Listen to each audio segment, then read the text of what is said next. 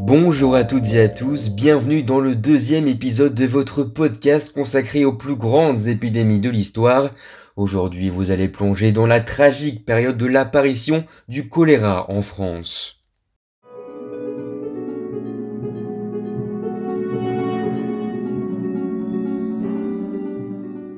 Le choléra fait son arrivée dans l'Hexagone en 1832. Elle touche d'abord le nord-est du pays avant que les premiers cas apparaissent à Paris au mois de mars de cette année-là. Cette maladie va alors devenir un véritable cauchemar pour les Français. Diarrhée intense, vomissements, la déshydratation est si puissante qu'elle peut même vous transformer en cadavre en seulement 48 heures. Une maladie d'une atrocité rarement connue qui plonge donc le corps humain dans une métamorphose intégrale, comme l'expliquait une nouvelle fois notre médecin et philosophe Anne-Marie Moulin. C'est d'ailleurs ce qu'ont décrit tous les témoins, voir tout d'un coup un cadavre vivant, avec les yeux enfoncés dans les orbites, avec la peau rétractée, avec une lividité cadavérique qui s'instaure très rapidement, avec des plaques bleuâtres aussi sur la peau, et qui déclenche chez l'observateur une peur bleue. Une vraie peur bleue qui sera à l'origine de la mort de plus de 18 400 personnes à Paris en seulement 6 mois. Sur l'ensemble du pays, le nombre a explosé pour atteindre plus de 100 000 décès dus à cette monstruosité du choléra. Un véritable cimetière humain à grande échelle qui s'explique par plusieurs vagues successives.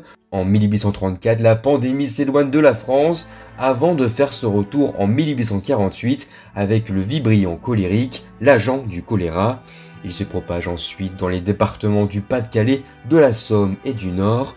Très rapidement, le choléra touche à nouveau la capitale. Jeunes comme personnes âgées, personne n'est épargné.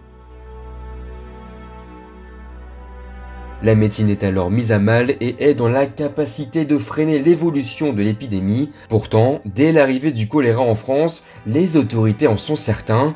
Il n'y aura pas de risque de contagion malgré le doute des médecins. Comme en 1832, les quartiers les plus insalubres et défavorisés au sujet de l'hygiène regroupent les taux de mortalité les plus élevés. La France l'a alors compris et finit par mettre des mesures concrètes en œuvre. En avril 1850, une loi reconnaissant le principe d'insalubrité est votée. Elle incite des mesures d'aménagement qui conduisent à la destruction de foyers d'infection, car oui, certains estiment que la maladie est due à une infection sans aucune preuve scientifique, avant que des praticiens évoquent, au milieu de ce 19e siècle, la possible existence de micro-organismes qui seraient la cause de cette infection cholérique. Mais en 1854, les recherches s'accélèrent et Filippo Pacini, un anatomiste italien, découvre la bactérie responsable du choléra, le Vibrio cholerae. Le médecin allemand Robert Koch, quant à lui, démontre le rôle de l'eau comme agent transmetteur de la maladie. L'un des grands mystères de la médecine du 19e siècle est donc enfin résolu.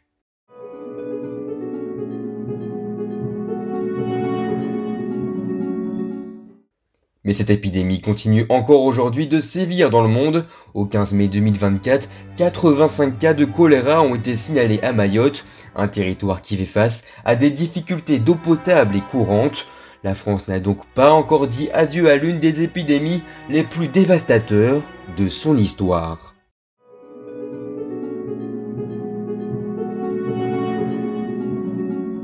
Merci d'avoir écouté ce deuxième épisode d'une épidémie, une histoire. N'hésitez pas à réagir en commentaire et à donner votre avis sur ce podcast. On se retrouve bientôt pour un nouvel épisode consacré à une grande maladie de notre histoire. À très vite.